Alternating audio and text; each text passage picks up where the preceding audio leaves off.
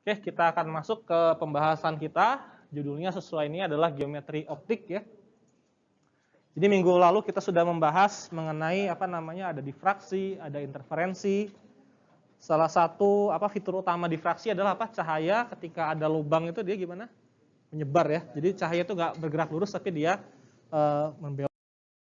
Dan ini kemarin kita bilang kalau misalnya seperti ini, maka kalau celahnya celah biasa kita punya persamaan sin theta sama dengan lambda per A ya. Tapi kalau kita punya celahnya berbentuknya lensa ya dengan apertur sekian, maka kita kalikan dengan faktor 1,2 ya. Jadi cahaya seperti itu. Kalau ada ada 1,2 di depan sini ya. Dan kita juga sudah membahas mengenai resolusi resolusi suatu sistem optik, yaitu terjadi ketika alfanya ini atau betanya ini sudutnya sama dengan sudut difraksinya ini ya, alfanya. Jadi kalau sudut ini sama dengan sudut itu, maka dua buah sumber cahaya itu tidak bisa dibedakan karena dia bertumpu di daerah yang sama, kan ada overlap, gambarnya menjadi menjadi blur gitu ya. Jadi ini adalah berhubungan dengan resolusi perangkat optik. Kita sudah hitung resolusi buat mata kemarin sekitar berapa milimeter, 0,1 saya lupa milimeter dan seterusnya. Jadi yang menentukan resolusi dari suatu perangkat optik adalah sudut ini ya, difraksinya dia sebesar apa ketika dia berinteraksi dengan suatu celah ya atau lensa. Nah, apa yang dimaksud dengan geometri optik ya? Geometri optik itu adalah suatu studi satu pembahasan di mana kita mengabaikan efek difraksi ya, interferensi kita abaikan, difraksi kita abaikan dengan asumsi bahwa celah atau ukuran lensa itu lebih besar dari panjang gelombang panjang gelombang dari si cahaya kita ya, sehingga asumsi kita tuh cahaya bergerak seperti mengikuti garis lurus ya. Jadi kita tinggal tracing saja, kalau misalnya lurus dia ketemu lensa nanti terbiasa kemana, dipantulkan kemana dan seterusnya. Jadi kita tidak peduli dengan yang namanya efek-efek dari difraksi ya. Jadi kita akan abaikan difraksi, kita hanya akan lihat bagaimana jalur perambatan si cahaya kita sesuai dengan efek pemantulan, pembiasan dan kawan-kawan. Jadi ini yang akan kita bahas minggu ini. Jadi benar-benar analisis kita itu berbasis dengan geometri ya, propagasi cahaya kemana, dipantulkan kemana, dibiasakan kemana, kita modal itu saja ya. Jadi minggu ini materinya sangat mudah sekali dan rasanya juga kalian sudah belajar ini waktu entah SMP atau SMA ya, seper F sama dengan seper O tambah seper I itu ya. Jadi kita akan coba review sedikit mengenai itu, apa makna fisiknya, lalu kita akan masuk ke sistem lensa ya. Kalau dulu belajar lensa juga nggak ya? Saya nggak ikut ya. Belajar juga ya, ada formula untuk lens maker gitu ada ya. Oke, jadi gampang ya, materi minggu ini bisa kita bereskan dengan sangat cepat karena kalian sudah pernah belajar ini ya. Jadi geometri optik kita tidak mempedulikan beda fasa, tidak ada interferensi, tidak ada difraksi. Kita asumsinya adalah cahaya merambat secara lurus gitu ya. Dan modal yang ini nih ya, jadi kita akan pakai 3 buah hukum geometri optik. Pertama adalah sinar datang, sinar pantul, sinar bias, semuanya membentuk satu bidang yang disebutnya bidang insiden. Yang kedua adalah sudut datang sama dengan sudut pantul ini ya, theta I sama theta R itu sama besarnya. Dan yang dibiaskan mengikuti hukum Snell ya, sin theta atau n dikalikan sin theta sama dengan n dikalikan sin theta I ya. Ini kalian juga semua sudah familiar, jadi kita akan gunakan tiga prinsip hukum optik ini, ditambah dengan yang terakhir adalah ini ya, media dispersif. Kalian juga sudah tahu bahwa bahwa indeks bias dari suatu bahan itu dia bergantung dari panjang gelombang atau frekuensinya ya. Jadi kalau misalnya dibilang indeks bias gelas ada 1,5, itu harus kita tanya 1,5 itu pada panjang gelombang berapa ya, dan di gelas yang seperti apa. Ini misalnya ada flint glass, crown glass, quartz-nya itu beda-beda besar indeks biasnya dan rentangnya juga dia berbeda-beda. Ya, jadi kita akan gunakan 3 hukum geometri optik dan media dispersif ini untuk menjelaskan fenomena-fenomena dalam pembahasan geometri optik. Sebelum saya lanjutkan, ada pertanyaan dulu nggak mengenai ini? Masih ini ya, masih ingat ya. Mudah-mudahan juga nanti yang rumus-rumusnya itu kalian sudah hafal, biar nggak usah kita turunkan terlalu dalam ya. Satu lagi, ini juga bagaimana mata kita melihat, ini juga rasanya kalian familiar lah ya. Jadi kita punya ada sumber cahaya, lalu ada objek, misalnya cahayanya lewat sini dipantulkan masuk ke dalam mata kita gitu ya, dari bawah sini juga masuk ke mata kita, lalu ada bagian lensa mata, nanti dia akan berkumpul di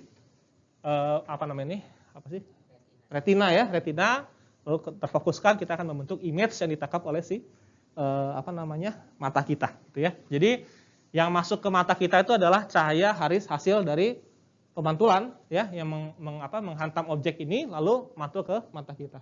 Atau bisa juga kita punya sumber cahayanya langsung ke mata kita ya. Syaratnya apa ya? Cahayanya harus semuanya masuk ke rentang bukaan lensa ini ya. Kalau cahayanya nembak tuh ke sini ya nggak masuk ke mata kita. Kita tidak bisa melihat semua. Jadi ini cara mata kita melihat ya. Dan ini nanti kita akan bahas mengenai pemantulan dan pembiasan pada lensa dan cermin.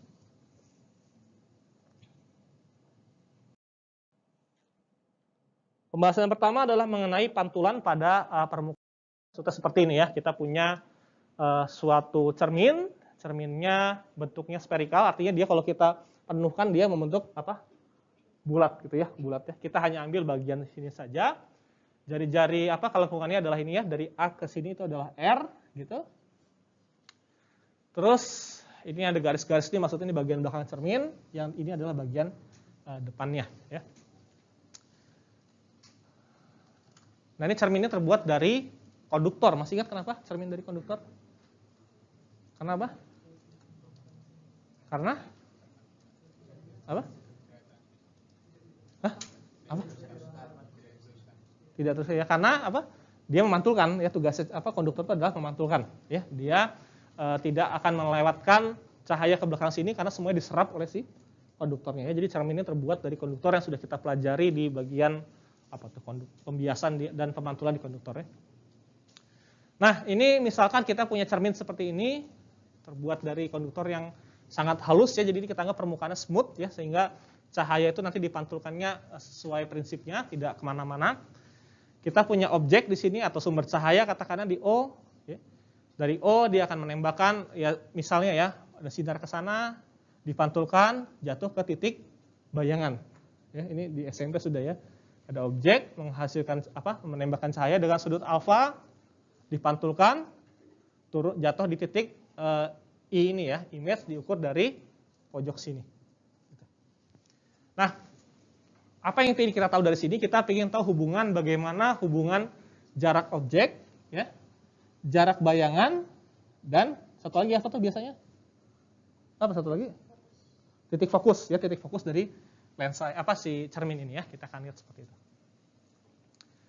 Yang pertama yang perlu kita perhatikan adalah kalau kita berhadapan dengan kasus seperti ini, kita akan gunakan hukum geometri optik yang kedua ya. Misalnya ini ada sinar datang gitu.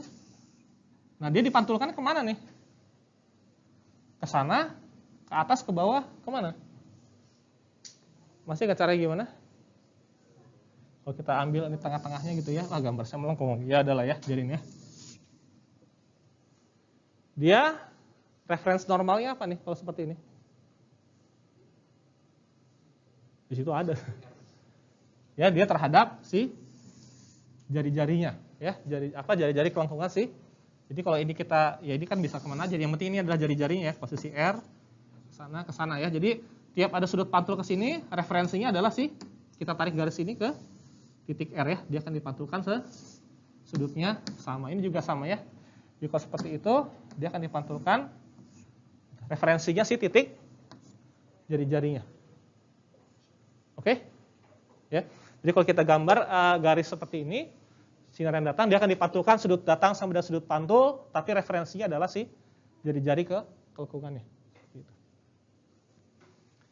Nah, terus kemudian karena cermin ini melengkung, maka dari titik ke ini sebesar H ya, dari ini itu akan ada yang namanya jarak delta. Kalau delta 0 maka gimana? Apa yang terjadi? Deltanya 0.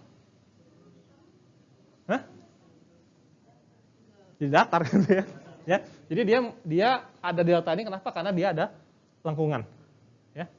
Jadi ini jarak itu semua dihitung dari si titik sebelum delta ini pusatnya. Ya. Jadi ini lihat ada delta ini akan berpengaruh sekali pada analisis kita ya.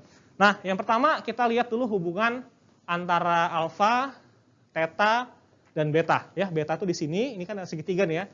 Segitiga begitu. Ya. Ini alfa, ini adalah theta 2 theta, ya, maka sudut ini adalah berapa? Dijumlahkan harus 180. Jadi kurangnya sama itu beta, kita punya relasi alfa tambah 2 theta sama dengan beta. Ya, jadi sudut ini adalah sudut itu tambah sudut itu beta ini. Oh, satu lagi ya. Buat pembahasan ini saya tidak akan turunkan secara detail mengenai sudutnya karena biasanya agak susah diikuti. Ya, jadi nanti kalian coba cek lagi, benar nggak sih persamaan-persamaan yang saya tulis itu ya. Kalian coba lakukan analisis geometri sendiri, benar nggak yang saya lakukan sekarang ya. Jadi saya akan cepat saja menurunkan persamaan sudutnya karena ini agak susah diikuti ya. Kenapa goyang-goyang sendiri nih? Hah? Ada gempa kah?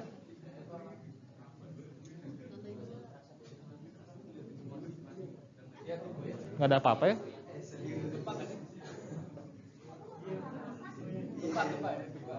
Gempa ya berarti ya?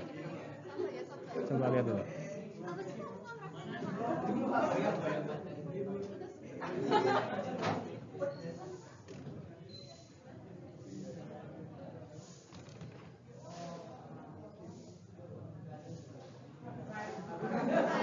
Udah ya? Nah, udah. Nggak ada alarm. Pulang. Masa langsung pulang Ya, kita lanjutkan ya. Tadi ada iklan sejenak. Kemudian yang kedua adalah kita mau lihat relasi antara alfa, theta, dan gamma. Gamma mana ya? Gamma nggak ketemu saya. Oh, ini ya gamma ya. Alfa, theta, gamma ya. Berarti gamma itu adalah alfa ditambah theta ya. Gamma itu adalah itu ya, seperti itu. Jadi kita punya dua relasi di atas itu. Tujuannya apa? Tujuannya kita ingin mencari hubungan antara I, O, dan jari-jari ya sebenarnya. Kalau kita eliminasi si tetanya, maka kita punya persamaan ini ya, alfa tambah beta sama dengan 2 gamma, seperti itu ya. Nah, sekarang kita akan gunakan namanya itu saya lupa namanya. Aproksimasi paraksial kalau nggak salah namanya. Paraksial ya. Di mana H dan theta ini jauh lebih kecil daripada titik O, titik I, dan jari-jarinya. Intinya si H sama si ini kecil banget gitu ya. Kecil banget. Apa efeknya? Efeknya nanti ke sini persamaan trigonometri ini, tangan theta itu menjadi theta ya. Kalau kita deal dengan H yang sangat kecil, delta yang sangat kecil, tangan theta ini, mana tetanya? Ini ya menjadi theta ya. Artinya sudutnya kecil sekali. Oke. Nah, kalau gitu gimana? Bagaimana dengan alfa? Alfa tangannya apa tuh?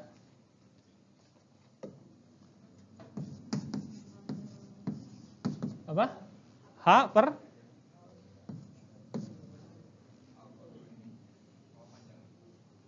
panjang apanya? H per alfa yang mana sih? Ini ya. Ini AO ya, berarti per O dikurangin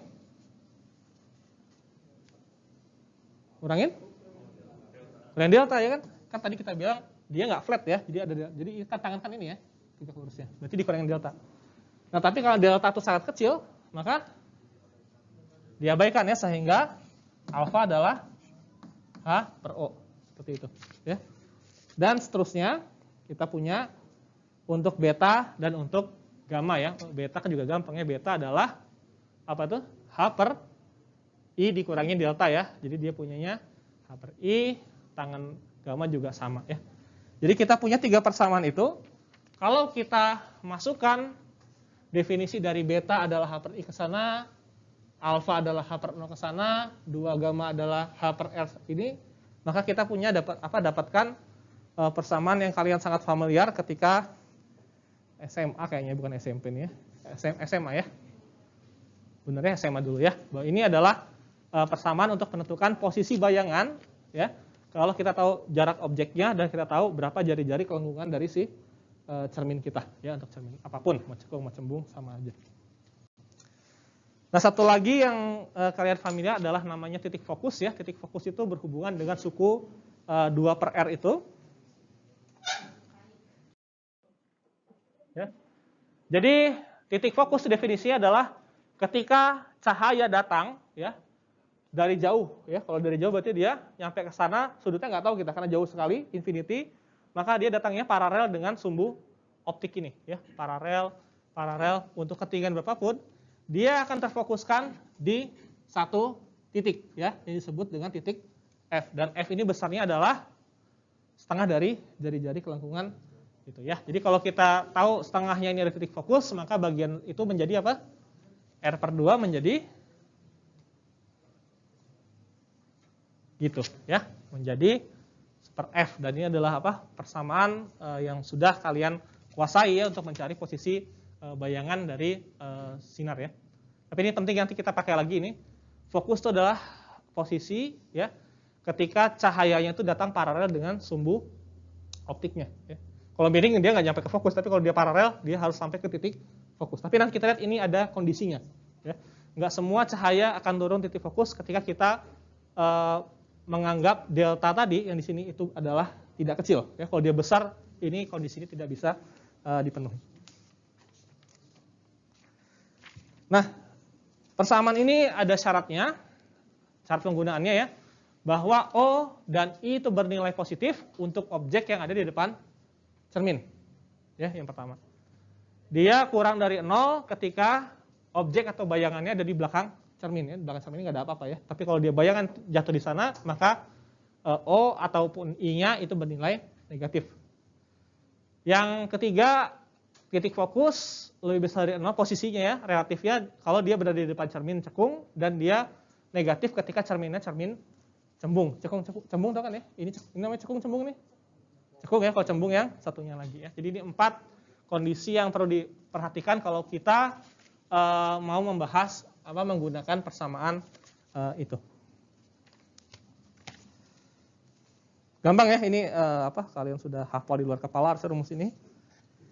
Nah, sekarang kita pengen lihat kalau misalnya kan tadi ini kita taruh si objeknya benar-benar di sumbu optik ini, ya. Sekarang bagaimana kalau objeknya berada di ketinggian H, ya? Apakah kita akan punya persamaan yang sama dari itu atau tidak, ya? Ini juga sederhana. Ini, ya. Jadi kalau misalnya kita punya sumber, tapi posisinya adalah dengan ketinggian H, ya, maka dia punya beberapa kemungkinan. Pertama, menembak paralel seperti itu, lalu sudutnya dari kawan-kawannya, gitu, ya. Nah, nanti perpotongan dari sinar-sinar ini paralel ke sumbu ini apa? Sumbu apa namanya? Survei. Di sini apa sih? Ada namanya nih. Ya, itulah pokoknya senternya ini, ya. Jadi kalau kita buat perpotongan garis dari yang paling atas ini paralel, satunya lagi menuju sumbu itu, kita lihat arah pantulannya, dia akan berpotongan di satu titik. Ini adalah titik bayangannya, ya, titik bayangannya. Jadi image yang seperti ini, kalau dia memancarkan cahaya, dia akan membentuk bayangan yang bentuknya terbalik, ya, dengan konfigurasi seperti ini. Nah, ini kalau kita lakukan analisis geometris sederhana, kita akan dapatkan 3 kondisi itu, ya, bahwa I jarak posisinya ini adalah R/2 setengahnya, ya, setengah fokusnya ditambah H aksen per tangan 2 theta, ya. Aksen itu adalah ketinggian ini, ya.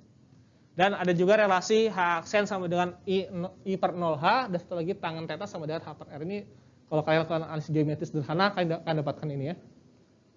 Gampang nih kan?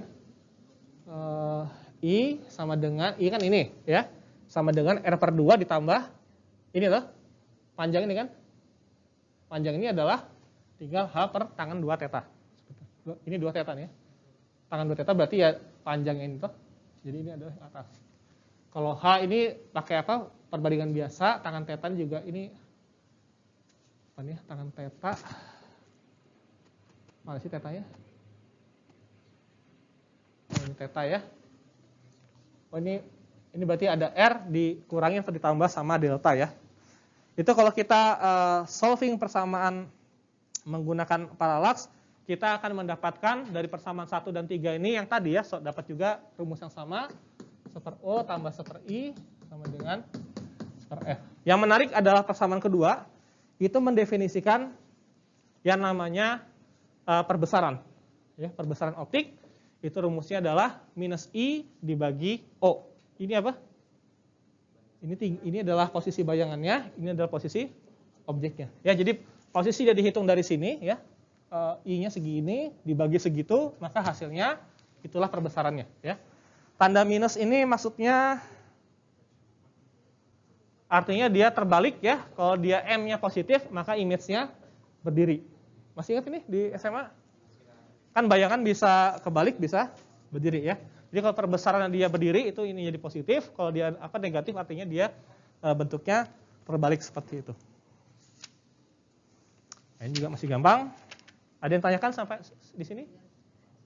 Ya, jadi mau barangnya itu ada di sumbu optik, mau dia ada ketinggian sekian, rumusnya tetap sama seperti ini ya.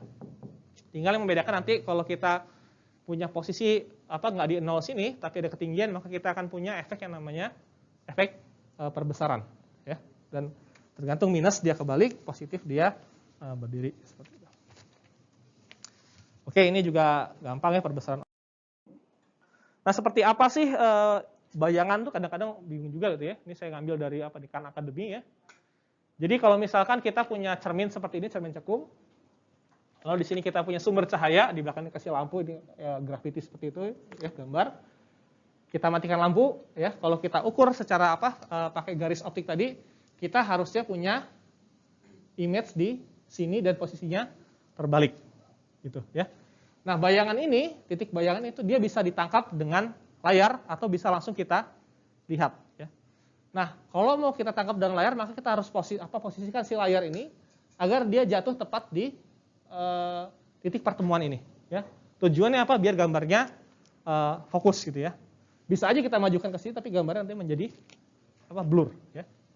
Nah, itu kalau kita tangkap dengan layar kurang lebih ya jadinya seperti ini ya.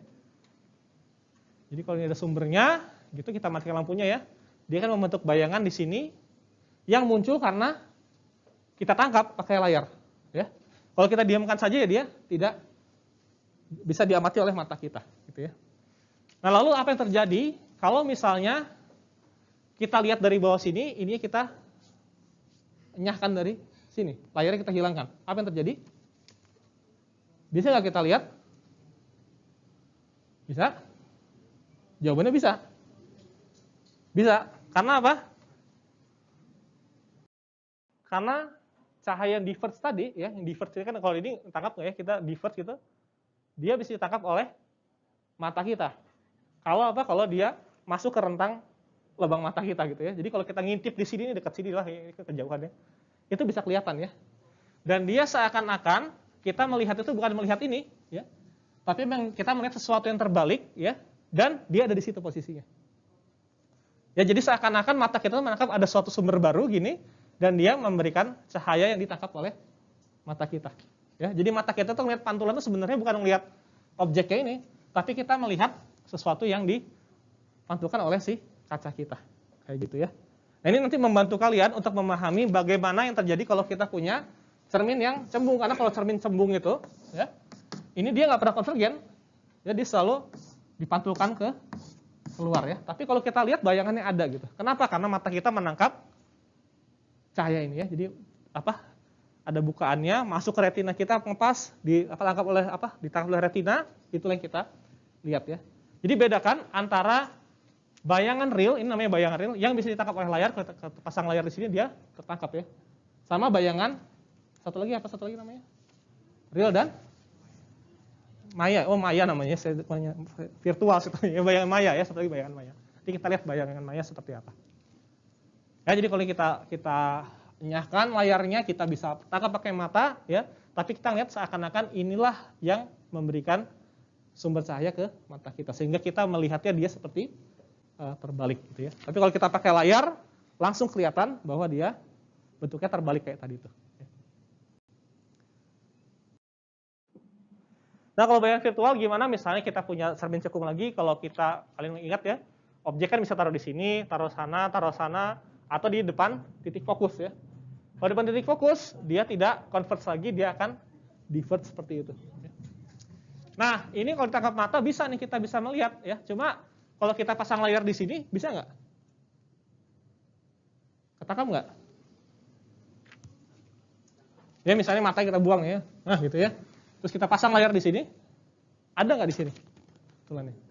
Karena apa? Karena nggak terfokuskan ya nggak? Kalau tadi kan dia terfokuskan ya.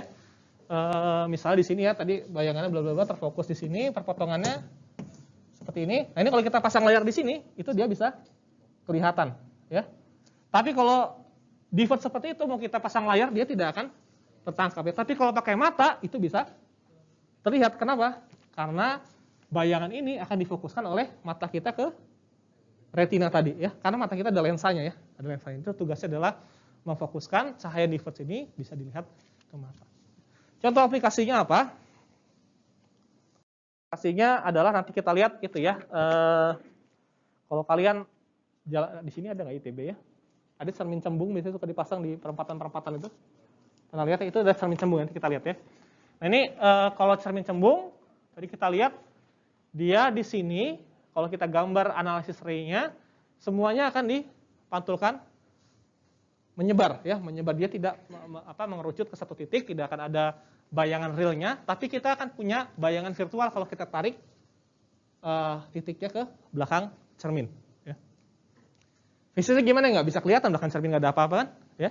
Tapi mata kita bisa menangkap bayangan tadi ya, karena dia bisa tangkap di mata lalu difokuskan ke retina kita. Ya. Nah, tapi apa yang di mata kita itu adalah sebenarnya kita melihat seakan-akan ada sumber di belakang layar, di belakang cermin, ya, yang besarnya sekian dan posisinya tegak. Jadi kalau kita ngelihat cermin cembung, itu cahaya yang pantul yang kita lihat itu bentuknya apa? Bentuknya kebalik apa enggak? Tegak ya. Nah seperti ini ya, tegak. Tapi ukurannya lebih kecil ya. Jadi kalau kita ada mata di sini, maka mata kita akan menangkap cahaya divergen itu ya, yang kebuka tadi, difokuskan ke mata, tapi kita ngelihat seakan-akan bendanya sekarang kecil. Kita nggak ngelihat benda yang aslinya lagi ya, kita melihat sesuatu yang ukurannya kecil ya. Dan ini dimanfaatkan untuk cermin tadi, apa namanya saya nggak tahu. Apa namanya? Ada namanya pasti ini ya. Ada yang tahu? Cermin jalan. Cermin jalanan gitu ya. Ya, jadi kenapa bentuknya seperti itu ya? Kenapa pakai cermin cembung buat di jalan itu? Tujuannya apa? Biar dia muat banyak. Ya kan, mobil kan gede kan, kalau pakai cermin datar ya segede itu aja yang kelihatannya. Tapi kalau kita pakai cermin cembung, dia menjadi kecil ya, sehingga muat banyak di situ. Ya. Dan kalau kita taruh layar di depan sini, itu tidak akan pernah dapat menangkap bayangannya. Ya, karena dia menyebar cahayanya, nggak memfokuskan seperti itu, tapi dia diverge ya. Sehingga kalau kita pasang layar sini ya kita nggak bisa lihat apa-apa. Tapi kalau kita lihat pakai mata, kita bisa lihat karena mata kita bisa memfokuskan cahaya yang menyebar tadi seperti itu. Ya, jadi ini salah satu aplikasi. Tentu saja yang lain adalah di spion ya, spion motor, spion mobil, semuanya pakai cermin cembung itu biar kita bisa melihat lebih banyak yang terjadi di belakang kita ya. Dan satu lagi, bagaimana dengan jaraknya? Kelihatan lebih jauh, lebih dekat. Hah? Lebih jauh, lebih dekat. Ya lihat aja nih analisisnya kayak gimana ya. Lebih jauh mata kita di sini lihat ya kan, dia ada jarak ekstra dari si itunya. Ya. Lebih kecil dan lebih jauh ya. Makanya kalau kita lihat di mobil atau di motor, kalau kita lihat ke spion itu, perasaan di belakang itu masih jauh gitu ya. Padahal udah deket sini. Tapi kelihatannya masih jauh ya. Oke, ini mengenai cermin cekung dan cembung ya, yang sudah dipelajari di masa SMA tadi.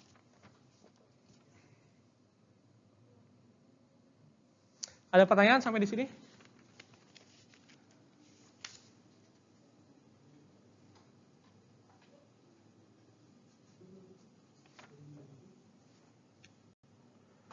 Oke, sebentar ya, saya stop dulu ini.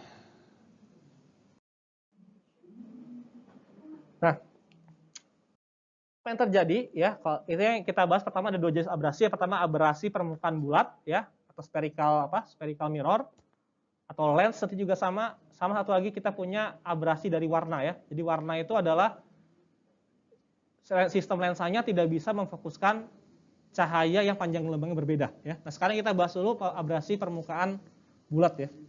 Jadi tadi kita kan punya struktur seperti ini, kita punya ya ini cahaya datang paralel dengan bidangnya dari delta hingga, lalu dia terfokuskan di titik fokus gitu ya. Lalu kita punya H dan delta yang kita anggap besarnya cukup kecil gitu ya. Nah, ini kalau kita bikin persamaan trigonometri buat sistem seperti ini, tapi tidak kita abaikan ukuran H dan deltanya ya. Jadi tadi kita selalu mengabaikan tangan ini tetanya berapa. Sekarang kalau misalnya kita diamkan tetanya seperti itu ya, maka kita punya tiga relasi seperti itu. Dan kita bisa menggunakan tiga persamaan ini untuk membangun persamaan I itu sama dengan R dikalikan 1 min 1 per bla bla bla ini ya. Jadi ini menyatakan sebagai titik dari bayangannya ya. Objeknya ada di tahingga, posisi I-nya ada di sini ya. Berarti kalau objek tahingga harusnya si I ini sampai ke titik titik fokus itu adalah R/2 ya. Kalau misalnya dari jauh gitu kan, jauh datang, mantul dia harus sampai ke titik fokus ya. Titik fokusnya adalah R dibagi 2 ya. Jadi I-nya sama dengan R/2 ya. Tapi kalau kita lihat ya, kalau kita tidak mengabaikan ukuran si delta dan ukuran H, maka kita lihat posisi I-nya ketika cahaya datang dari tahingga, itu dia belum tentu sampai di R/2. Setuju nggak? Bingung? Ya, lihat aja nih ya, ini kan nggak R/2 itu hasilnya. Ya nggak, semakin tinggi H-nya, maka si I-nya akan semakin jauh dari titik fokus, benar nggak?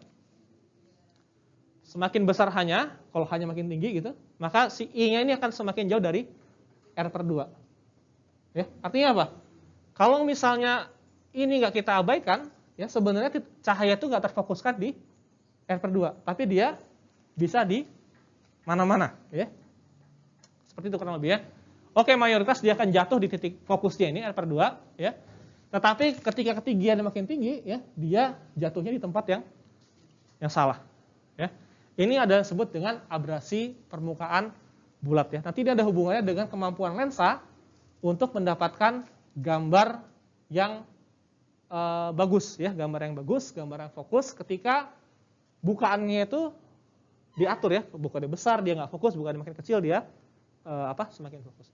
Nah, ini juga kita bisa lihat kalau misalnya kita pasang aperture sini, ya, kita misalkan pasang penghalang, ya, penghalang dinding seperti itu di sini dan di atas sana. Kalau misalnya penghalangnya cuma segini gimana nih? Jadi cahaya yang bisa lewat cuma dalam rentang ini. Apa yang terjadi? Maka cahayanya akan jatuh di titik fokus, ya, fokus. Tapi kalau kita buka dia semakin lebar, maka akan ada cahaya-cahaya yang tidak terfokuskan. Ya, jadi itu adalah salah satu cara menghindari abrasi permukaan bulat adalah dengan cara mengatur bukaan cahaya yang masuk agar ketinggiannya itu nggak tinggi-tinggi amat sehingga cahaya-cahaya itu jatuhnya di titik F ini. Ya, makanya tadi persamaan awal kita tunjukkan bahwa kita asumsikan si H-nya ini dan deltanya ini lebih kecil daripada posisi image dan posisi titik fokus. Itu maksudnya apa? Kita maksudnya bekerja di daerah sini saja, ya. Kita abaikan yang di atas saja. Jadi ini tentang abrasi pada permukaan cermin yang bulat gitu, ya. Dan ini nggak bisa dihindari, ya, karena kebanyakan cermin ini biasanya dia bentuknya spherical seperti ini. Jadi kita pasti selalu punya problem dengan abrasi permukaan bulat. Nanti waktu kita masuk lensa kita akan coba lihat bagaimana cara menghindari permasalahan ini. Nah, kemudian topik selanjutnya adalah mengenai pembiasan pada permukaan bulat, ya. Tapi sebelum kita lanjut sini, ada yang menanyakan dulu nggak? Ini mohon maaf ngebut, ya, karena ya seperti ini materinya, ya. Kalau lambat tidur semua nanti kalian. Ini aja udah cepet tidur, ya, apalagi lambat, ya. Dulu zaman saya kuliah tuh, ya, saking ini Kalau di kelas Pak Supri itu. Saya masih muda dulu ya. Kalau masih muda saya duduk di belakang biasanya ya. Tapi teman saya itu saking santainya ya, di depan ini bisa tidur dia. Sampai ketidur temannya pundaknya gitu ya. Sebelah juga sama, kejeduk kita bangun, dia tidur lagi, iya gitu ya. Itu zaman saya kuliah dulu seperti itu ya. Kalau sekarang lebih mending lah, masih nahan ya di depan ya. Masih menahan matanya. Di belakang tidur, ya. Kalau zaman saya dulu yang depan tidur, yang belakang melek gitu ya. Kebalikan. Oke. Nah ini kita lanjutkan, tadi kita sudah lihat bagaimana kalau cahaya dipantulkan oleh cermin. Sekarang kita akan mulai masuk ke pembahasan mengenai lensa. Nah ini lensa ini agak sedikit rumit tapi gampang gitu ya. Hanya saja kalian perlu hati-hati melihat bentuk persamaan dan konvensi tandanya. Ini kita punya, kalau tadi kita punya cermin, kalau cermin itu berarti datang cahaya karena dia konduktor, maka sebagian besar akan dipantulkan, sebagian lagi diserap ya. Nah kalau kita punya gelas, ya gelas dia apa? Konduktor bukan? Dia apa maksudnya? Bahan apa? Insulator atau dielektrik ya. Sehingga cahaya itu bisa masuk ke dalam gelas, cuma konsekuensinya adalah kecepatannya apa? Menurun ya, berkurang. Nah, berarti kalau kita punya gelas gitu, bentuknya spherical seperti itu ya dengan jari-jari kelengkungan R di sini, maka cahaya yang datang dia akan masuk ke sana ya, dia akan terbiaskan. Tentu saja ada yang dipantulkan tapi kita tidak peduli dengan itu, kita akan bahas bagaimana cahaya yang masuk ke dalam gelas ini ya, dari udara ke gelas, jadi dari 1 ke 1,5 ya, 1,5. Sama kayak tadi ya, kita punya objek namanya titik O di sini, kita punya image di mana nih? Image-nya di sana ya. Ini adalah jari-jari kelengkungannya. Pertama kita punya relasi seperti ini, gamma adalah beta tambah theta 2. Mana gamma? Ini gamma ya. Gamma adalah beta ditambah theta 2 ya, sama ya. Jadi yang ininya luarnya adalah theta 2 tambah gamma. Theta 2 tambah beta kok gamma ya. Lalu theta 1 adalah yang ini. Ya, dia adalah alfa ditambah yang ini, gamma ya. Lalu seperti tadi kita gunakan relasi berikut ya. Ini dapat dari mana nih? Ini adalah hukum Snell ya. Kata Snell adalah sin theta i theta 1 per theta 2 itu adalah N2 per N1 kan harusnya ya. N2-nya apa? N2-nya adalah gelas ya, kita sebut N. N1-nya adalah udara ya, berarti sin theta 1 theta 2 adalah N per 1. Oke. Nah, sekarang kalau kita pakai kita abaikan dulu abrasi yang tadi, permukaan udara kita abaikan, kita anggap H dan deltanya kecil. Maka sin theta 1 adalah theta 1 ya, karena dia sangat kecil sudutnya. Theta 1 adalah alfa plus gamma, theta 2 adalah gamma minus beta ya, sama dengan N. Dari situ kita kalikan silang ya. Kita punya persamaan seperti ini. Alfa tambah N ini ya, ini dikalikan ke sana gitu sama dengan itu ya. Bentuknya menjadi seperti itu. Nah, lalu kita juga punya yang tadi apa namanya itu? Alfa misalnya, alfa ini apa? Alfa bisa kita nyatakan sebagai tangan alfa ya. Syaratnya apa? Sudutnya H-nya dan deltanya kecil ya. Berarti alfa adalah H per O misalnya ya. Gamma adalah apa nih? Segini H per segitu ya. Beta adalah H dibagi I ya. Lalu kita masukkan ke dalam sini. Maka kita akan punya persamaan seperti ini yang disebut Lensmaker formula ya. Ini adalah untuk mengetahui posisi image atau bayangan ya kalau kita punya konfigurasi yang seperti itu ya. Jadi berbeda dengan kasus cermin, kalau tadi dipantulkan, kalau sekarang dibiaskan nih. Maka kita punya relasinya 1/O tambah N per I sama dengan N-1 dibagi 1/R ya. Jadi dia bergantung dari posisi objek, bergantung dari indeks bias, dan bergantung pada jari-jari kelengkungan. Ya. Rumah tutup itu. Ini juga sudah belajar nih, saya nggak tahu ini diajarkan nggak di SMA nih? Belum? Oke ya, berarti ini sesuatu yang baru. Jadi ini adalah kalau kita punya cahaya masuk dari satu medium ke medium lain ya. N-1 ini dari mana ya tadi ya? N-1 ini karena dia masuk dari udara ke kaca ya. Tapi kalau kaca ke udara nanti kita berubah menjadi 1 min N ya kalau kita ikuti prosedur yang sama. Nah, persamaan ini itu ada konvensinya. Ya, konvensinya adalah sebagai berikut. Mana? Ini ya. Kalau tadi apa? Kalau tadi karena kita punya cermin dipantulkan, maka yang di depan cermin itu adalah semuanya positif ya, mau posisi bayangan, mau posisi benda objeknya, titik fokus semuanya ini. Nah sekarang enggak, kita punya sesuatu di objek masuk ke dalam kaca, posisi image-nya ada di dalam kacanya. Nah sekarang konvensinya berubah ya. Jadi ini posisi bayangan lebih besar dari 0 untuk bayangan yang di belakang permukaan lensa maksudnya. Jadi kalau I-nya di dalam sini itu positif. Ya. Kalau bayangannya munculnya di depan sini, dia jadi negatif. Kebalikan dari cermin. Ya. Kemudian R jari-jari kelengkungan untuk permukaan cermin cembung yang dilihat oleh cahaya datang. Maksudnya gimana tuh? Untuk permukaan cermin cembung, kumaha maksudnya? Oh maksudnya kalau cahaya datang, ya, yang dihajar sama dia adalah permukaan cembung. Ya, itu namanya R-nya positif. Tapi kalau cahaya datang, kontaknya adalah lensa yang permukaan cekungnya, maka itu R-nya menjadi negatif ya, seperti itu saja ya. Ya ini adalah konvensi tanda yang kita gunakan untuk kasus cahaya masuk dari udara ke dalam lensa. Ya, agak sedikit berbeda sama yang tadi, tapi ini ya logikal ya, nggak ada masalah dengan ini. Oke, bisa diterima ini?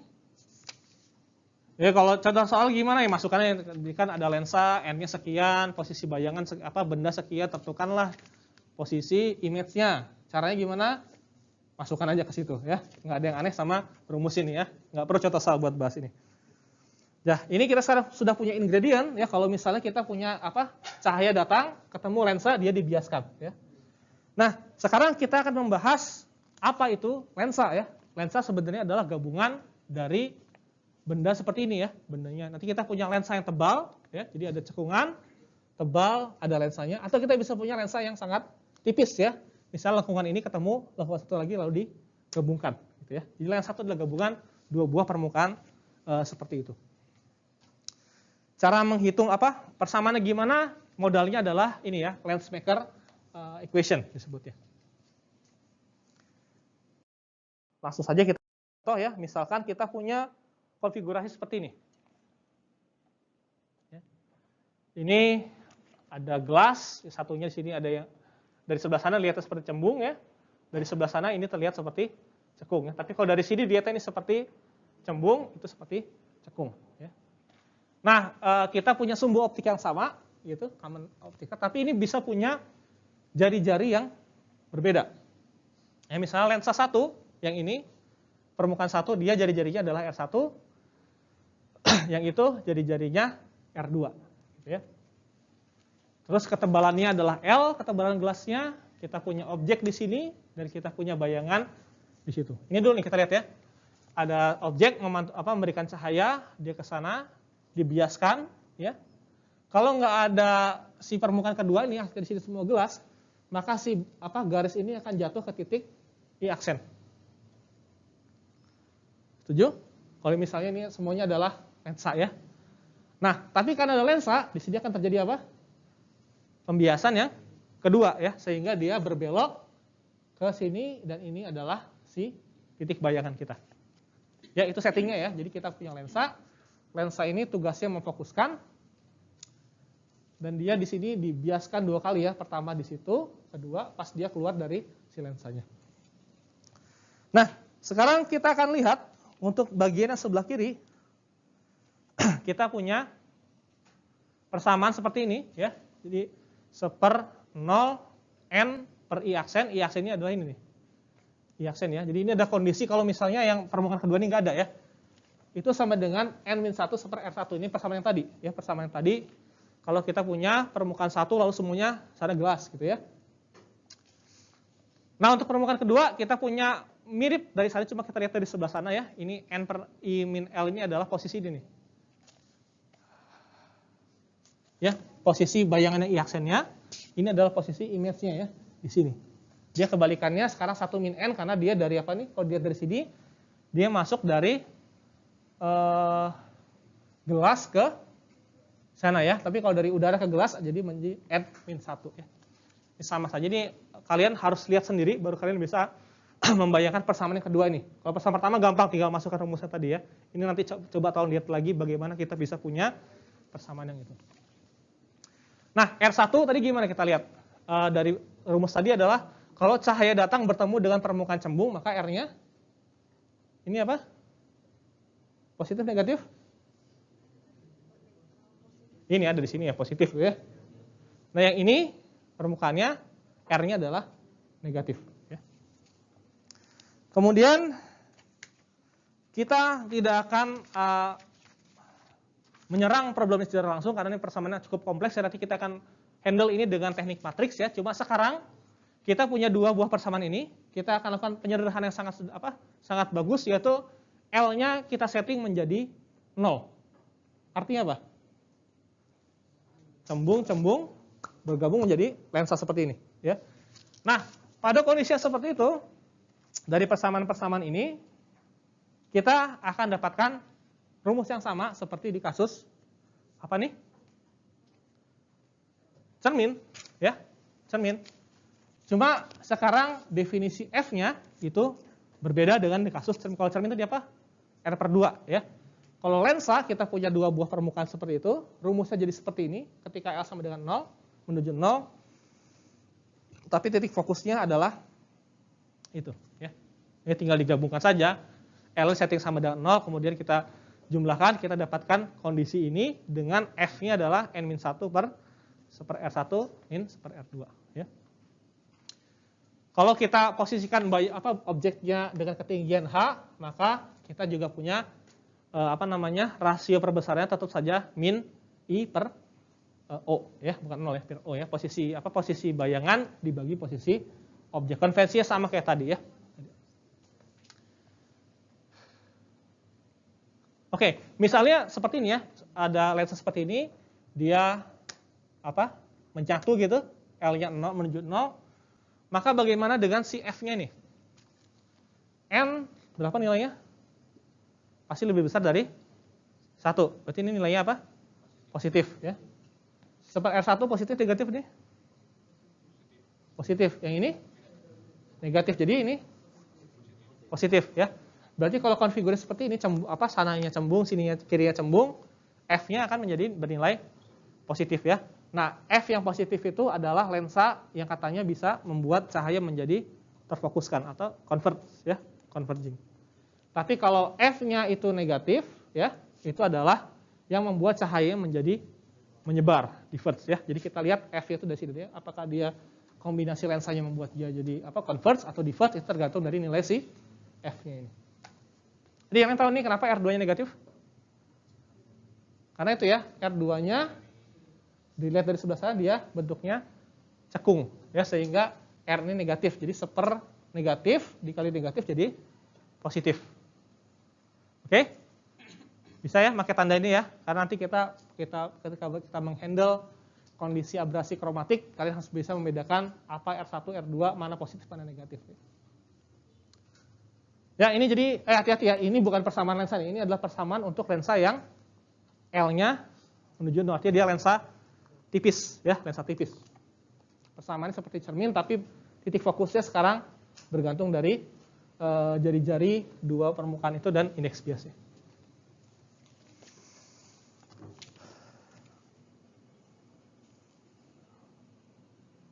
Ada pertanyaan nggak di sini?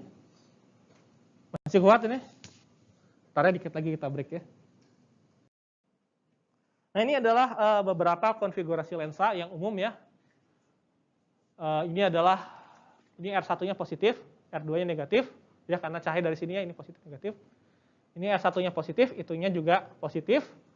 F-nya 0. Jadi dua buah lensa ini fungsinya adalah mengkonvertkan cahaya ya. Nah, seperti ini, ketika R1-nya lebih besar dari R2, ini kan kebalikan ya, R2 R1, maka dia jadi negatif ya, tergantung dari ininya, cekungannya ini gimana.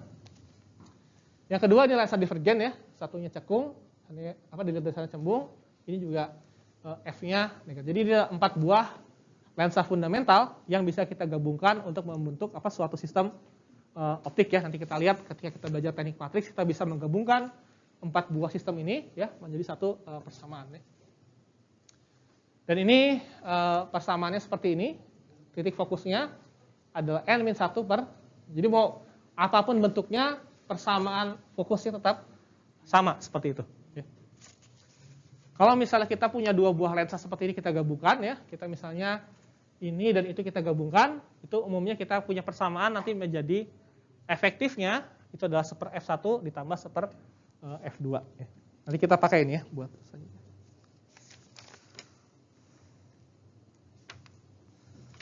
Oke, bahan selanjutnya agak rumit, jadi kita break dulu 5 menit, kita kembali lagi ke ruangan ini ya.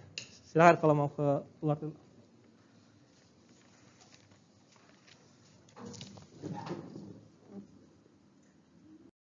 Dua buah lensa, sebutnya, tadi saya lupa namanya, sebutnya lensa konveks dan lensa konkev ya.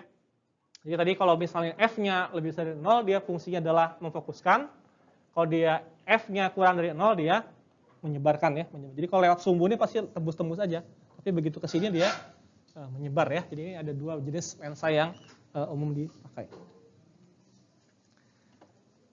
Mungkin yang terakhir karena tadi suruh pulang katanya. Ini ada disebut dengan abrasi kromatik ya. Abrasi kromatik ini adalah temannya abrasi yang tadi ya. Kalau tadi abrasi spherical artinya apa? Dia karena faktor geometri cahayanya nggak bisa fokus di satu titik. Ya, kalau misalnya posisi terlalu tinggi ya. Nah ini adalah lawannya, ini sebutnya lawannya, temannya namanya abrasi kromatik ya. Ini terjadi karena lensa ya atau bahan dielektrik itu dia indeks biasnya bergantung pada apa? Panjang gelombang ya. Jadi panjang gelombang merah dan violet itu bisa berbeda indeks biasnya ya. Artinya apa? Kan indeks bias apa sih? Indeks bias itu apa rumusnya? Apa indeks bias lagi apa? Sudut bias. Itu pakai hukum Snell kan? Sin theta 1 sama dengan N2 per N1 theta 2 gitu ya. Jadi apa? Dia bergantung pada ini. Ya, pada sudut ya. Kalau misalnya ini udara berarti ini 1. Nah, ini N2-nya fungsi dari panjang gelombang, ya. Artinya cahaya yang dibiaskan itu bergantung panjang gelombangnya. Ada yang curam, ada yang landai, ya. Efeknya apa? Efeknya cahaya biru, cahaya merah itu dia bisa menyebar. Ya, bukan menyebar apa? Dia nggak jatuh di titik yang sama, ya. Efeknya apa? Efeknya seperti gambar ini. Nggak kelihatan di kalian ya? Kelihatan? Ya, di sini ada warna ya, ada merah agak nyebar gitu ya. Sedangkan untuk lensa yang tidak punya abrasi kromatik dia gambarnya tajam seperti ini. Ya. Saya nggak tahu sekarang apa lensa modern seperti ini ya. Saya juga nggak tahu di handphone kalian seperti apa. Tapi kalau kamera zaman dulu tahun-tahun 50-an, tahun 60-an itu karena mayoritas sensor kan pakai apa? Pakai film. Tahu kalian film? Benar? Tahu kan film ya? Nah, kenapa tuh? Serius. Nah, film itu zaman dulu itu biasanya adalah hitam putih. Ya, kalau hitam putih kita tidak akan mengamati yang seperti ini. Ya, karena yang kita dapat cuma apa? Pola gelap terang saja, ya. Tapi ketika kita punya film warna, maka masalah-masalah ini mulai terjadi ya, sehingga lensa-lensa diproduksi ketika film warna mulai berkembang itu mereka punya lapisan atau bentuk yang menghindari terjadinya abrasi kromatik ini. Ya, karena ini merugikan ya kalau kita punya gambar yang tajam ternyata di sini gambarnya melebar seperti ini, ada warna-warna yang lainnya ya. Saya nggak tahu ya, mungkin di handphone juga bisa kayak gini ya, tapi belum pernah berhasil melakukan ini ya. Jadi ini adalah natural terjadi ya pada kalau kita punya lensa dihajar dengan cahaya yang berbeda panjang gelombang, maka efeknya dia tidak bisa fokus dengan sempurna untuk warna yang berbeda ya. Dia akan ada pergeseran ya, yang merah ke sana, yang biru udah belok dia di situ ya. Jadi ini disebutnya dengan abrasi kromatik. Jadi kalau secara skematik seperti ini lah ya, ada cahaya putih datang gitu, ada cahaya merah dia dibiaskan ke sana, yang biru lebih tajam ya pembelokannya sehingga dia jatuh di titik fokus yang berbeda. Ya, efeknya tadi ya gambarnya itu ada garis-garis warna. Nah, sekarang kita akan mendesain suatu struktur yang bisa menghindari abrasi kromatik ini. Abrasi kromatik itu terjadi karena apa? Karena titik F-nya ini untuk warna ini BMI biru, R merah ya. Jadi ketika F-nya si panjang gelombang biru dan merah itu dia berbeda. Ya.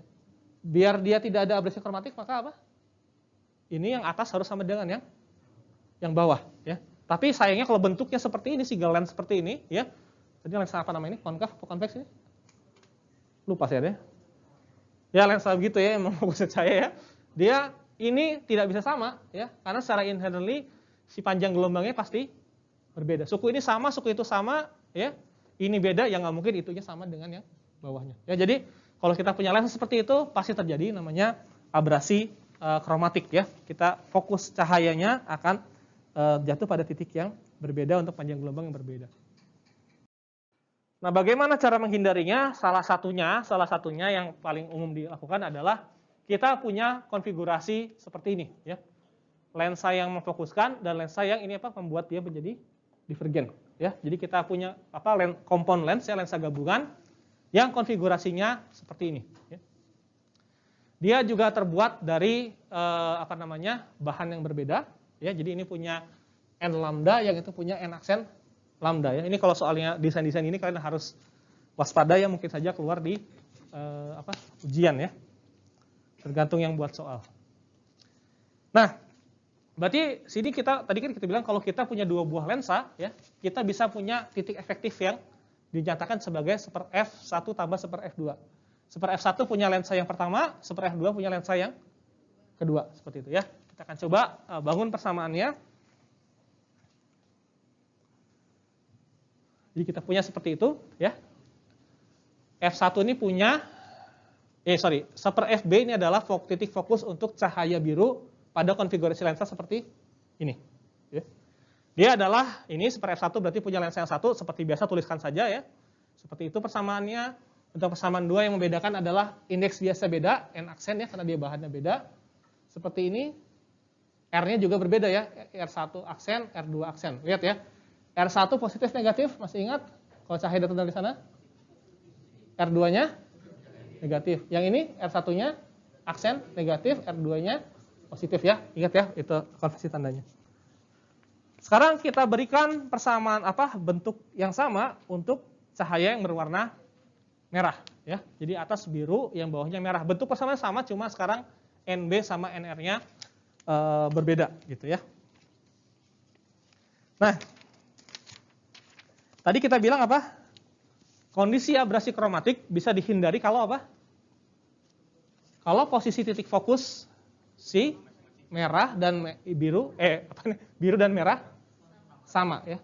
Bagaimana dengan cahaya di antaranya? Kondisinya gimana? Atau bukan merah biru, sebenarnya violet satu lagi, ya. Birunya violet, ya. Gimana? Bagaimana dengan kalau misalnya ini sama dengan itu satu, bagaimana dengan cahaya yang lainnya? Harus sama juga. Kenapa? Karena apa? Karena dia ada di antara dua ini, ya. Kalau ujung sama berarti yang lainnya juga di dalam situ, gitu, ya. Jadi kalau kita bisa menghandle warna biru dan merah, maka warna yang lainnya juga akan bergabung di satu titik yang sama, gitu, ya. Jadi ini persamaannya tinggal kita samakan saja. Jadi ini adalah kondisi, ya, tidak terjadi abrasi kromatik, ya. Maka kalau dari persamaan itu tinggal kita balik saja sepernya, maka kita punya bentuk persamaan seperti ini, ya. Jadi ini adalah syarat untuk mendesain lensa yang bentuk seperti itu yang bisa menghindari adanya abrasi kromatik, ya. Maka caranya gimana nih?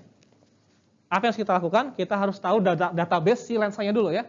Lensa pertama berapa NB-nya, berapa NR-nya. Ya, kalau kita punya plotnya itu di panjang gelombang sekian berapa N-nya, ini berapa, ya. Lalu kita perlu mengecek data indeks bias untuk lensa kedua, ya, lensa divergennya, ya. Seperti itu. Dan kita bisa mentuning si R1, R2, S1, R2 aksen. Nah, kita harus punya beberapa, nggak bisa kita sembarangan langsung dari sini dapat ukuran sekian, nggak bisa, ya. Kita harus tahu minimal ada N-nya berapa dan S1 berapa. Nanti kita bisa cari variabel yang lainnya, ya. Jadi ini adalah kondisi untuk mendesain suatu sistem lensa yang punya anti abrasi kromatik, ya. Atau misalnya dari soal desainnya kita bilangkan misalnya toleransinya adalah perbedaannya 0,1 misalnya atau 10%. Ya tinggal kita pakai saja kondisinya di dalam sini, ya. Semua persamaannya gampang sekali, tinggal digunakan saja, ya. Jadi itu cara menghindari terjadinya abrasi kromatik. Oh, satu lagi ya. Saya lupa tadi NB besar mana ya? NB sama NA ya. Bentar ya. Oh iya. Jadi biasanya indeks bias untuk biru itu akan lebih besar daripada yang merah. Artinya deltanya berapa nih? Positif, negatif ini? Positif. Ya. Positif. Ini? Goyang-goyang nih ya, pulang gitu ya. Nggak saya pegang. Ini NR kurang NB. Tadi besaran apa? NB ya. Berarti ini kebalikan, lihat ya, kebalikannya. Ini jadi negatif ya. Maka biar dia sama gimana lensanya? Ya, biar dia fokus, maka titik fokus ini harus bernilai positif kan kalau dia fokus ya. Berarti ini harus positif, itu harus positif ya. Berarti kalau ini positif, ya kan tadi ingat ya, kalau biar dia fokus, maka si F-nya ini harus lebih besar dari 0. Tadi ingat ya, kalau dia lebih kurang dari 0 dia akan menyebar gitu ya. Maka gimana? Karena ini positif, ini harus positif. Karena ini negatif, ini harus negatif ya. Inilah alasan kenapa kita punya bentuk yang seperti itu. Oh, ini apa? Oh. Ini berapa nih seper R1 min R2-nya? Positif, negatif? Positif ya. Yang ini negatif ya. Berarti kita harus mau nggak mau harus punya konfigurasi yang seperti ini. Atau konfigurasi lainnya di mana kondisi ini dipenuhi. Jadi pokoknya satunya harus converging lens, yang satunya adalah diverging lens ya. Jadi kenapa kita punya itu? Tujuannya adalah kondisi ini tercapai ya. Terus kita punya apa lagi nih? Materi tinggal dikit lagi. Nah ini ya, tadi kan abrasi kromatik ya. Nah kalau abrasi spherical, cara menghindarinya itu agak rumit, kita tidak bahas di sini. Mau nggak mau kita harus ganti konfigurasi lensanya. Ya. Kalau kita punya yang bundar seperti ini, lensa yang tadi kita cermin ya, sekarang lensa juga sama ya, lensa seperti ini, dia akan jatuh di posisi fokusnya akan berbeda-beda ya. Makanya beberapa mungkin kalian nggak pernah membuka lensa kamera atau lensa handphone itu ya, tapi kita biasanya punya struktur seperti ini ya. Jadi ini cekungan ini jari-jarinya lebih kecil daripada yang depan sana ya. Tujuannya apa? Tujuannya biar dia bisa membiaskan polanya agar jatuh ke situ ya. Karena abrasi spherical itu nggak bisa dihindari, kalau bulat pasti ada abrasinya ya. Nah biar dia ini gimana ya, kita akali saja lensanya biar yang bagian sini dibiaskan seperti biasa, yang di sini punya pembiasan ekstra ya, sehingga kita punya jatuh. Tapi ini sepertinya perlu software gitu untuk mendesainnya seperti. Jadi kita tidak akan bahas ini ya. Nanti juga kita bilang abrasi spherical ini bisa kita hindari kalau apa?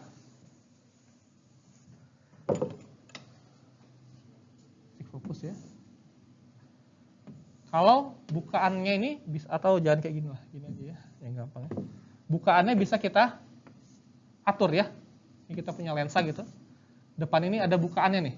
Ya, bisa bukaan kecil atau bisa juga bukaannya besar ya. Kalau kita ingin agar tidak ada abrasi spherical buat lensa ya, buat lensa sama juga, maka kita harus atur gimana? Aperturnya besar atau kecil? Kecil karena apa tadi? Karena kalau hanya kecil dia bisa fokus ya, tapi kalau hanya besar ketinggian itu dia tidak bisa fokus. Jadi kalau kita bisa atur bukaan ini namanya apertur ya. Apertur di kamera biasanya ada nih ya. Kalau kita buka apertur kecil, apertur besar, maka cahayanya ini akan berbeda-beda jatuhnya ya. Ketika kecil dia akan fokus ya. Kalau sangat kecil dia akan sangat fokus ya, tapi kalau besar dia akan ada gambar yang fokus, ada gambar yang blur ya. Contohnya adalah seperti siapa nih ya? Saya lupa namanya. Bapak itulah ya pokoknya ya. Ini waktu dia masih muda. Ya. Gambar di bagian sini itu fokus ya, tapi gambar di bagian sana itu blur. Sengaja ya. Ini apa istilahnya fotografinya itu? Namanya nggak enak, bokeh gitu. Ya. Tapi itu artinya dia punya depth of field yang berbeda ya. Jadi ada daerah yang fokus, ada daerah yang tidak fokus ya. Walaupun efeknya ini seperti yang diinginkan mereka ya, belakang yang blur, jadi fokus ke objeknya saja seperti itu ya. Ini juga sama, ini didapatkan dengan cara mengatur bukaan seperti ini ya. Nah, gambar seperti itu diperoleh kalau kita punya bukaan yang besar, ya sengaja ya. Sengaja kita bikin besar. Kenapa? Biar daerah-daerah dekat sini itu dia sampai ke sensor di fokus yang sama, ya. Tetapi daerah-daerah yang jauh ya atau daerah yang lebih lebar sana itu dia akan jatuh di daerah yang kemana-mana, ya. Dia nggak fokus. Jadi bagian yang di belakang sini nggak fokus, bagian dekat sini dia fokus, ya. Jadi kalau kita gambarkan skema ini, ya, ketika bukaannya besar, ya, ini kita lihat ya, 1, 2, 3, titik ketiga itu yang mana ini ya? Ini terlalu dekat ya. Ini berarti dia lebih dari fokusnya. Ini fokus ya, yang 2 nih titiknya seperti itu. Yang agak jauh, ya, dia nggak berhasil menghajar si layarnya nih, ya. Dia berada di posisi yang salah gitu. Ya. Tetapi kalau aperture kita perkecil, ya, bukannya kita perkecil, efeknya apa?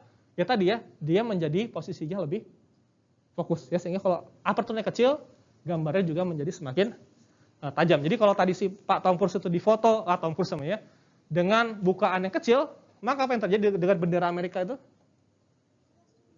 Dia harusnya jelas juga, ya. Tapi kalau dia bukannya besar, maka belakangnya itu menjadi buram dan objeknya itu menjadi fokus, ya, nomor 2 ini, ya. Ini adalah deep of field, ini hanya tambahan saja. Bagaimana cara menghindari abrasi spherical dan bagaimana cara memanfaatkan abrasi spherical. Ya, disengaja ya, ini dipakai sengaja untuk mengampatkan efek yang blur tadi ya.